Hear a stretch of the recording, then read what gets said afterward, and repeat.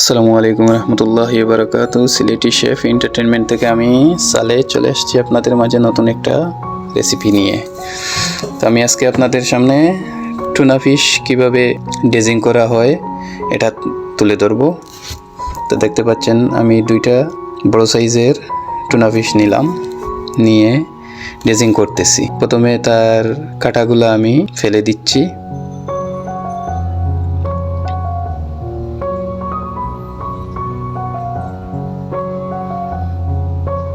দেখতে থাকুন কিভাবে ড্রেজিং করা হয়।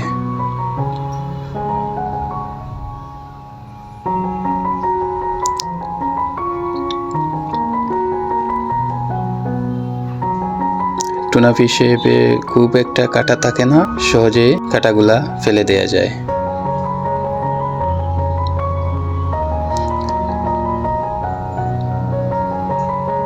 দেখতে পাচ্ছেন কিভাবে ড্রেজিং হচ্ছে।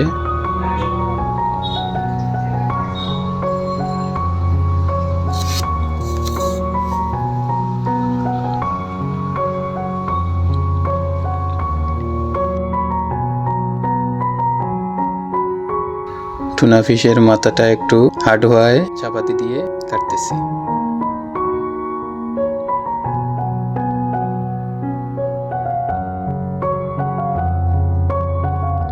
ফিশের ভিতরের যে ময়লাগুলা ছিল ওগুলা বের করতেছি।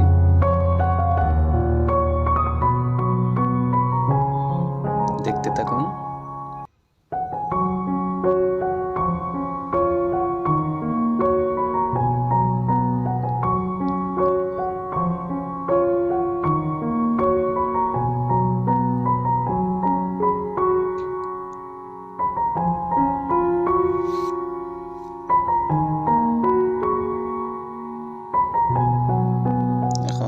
কাটিং করতেছি, যেটা কাটিং ব্রেড কাটিং করতেছি,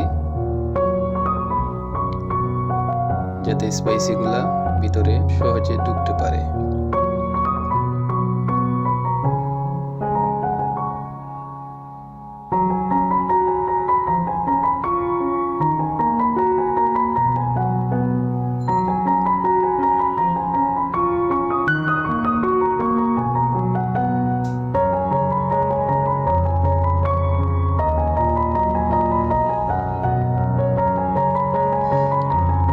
ওয়াশ করে ফেলছি।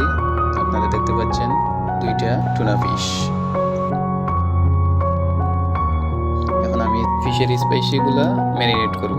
প্রথমে গার্লিক চপ, জিঞ্জার চপ দিয়ে দিলাম, সাথে তো টক দই দিয়ে দিলাম, ডানা ক্রিম দিয়ে দিলাম, পাঁচফোড়ন পাউডার দিয়ে দিলাম, কাশ্মীরি চিলি দিয়ে দিলাম পরিমাণ মতো, সরিষা অয়েল দিয়ে দিলাম,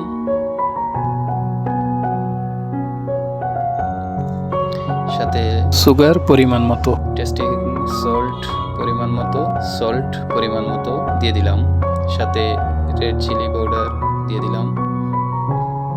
এখন আমি ম্যারিনেট করতেছি, আপনারা দেখতে পাচ্ছেন।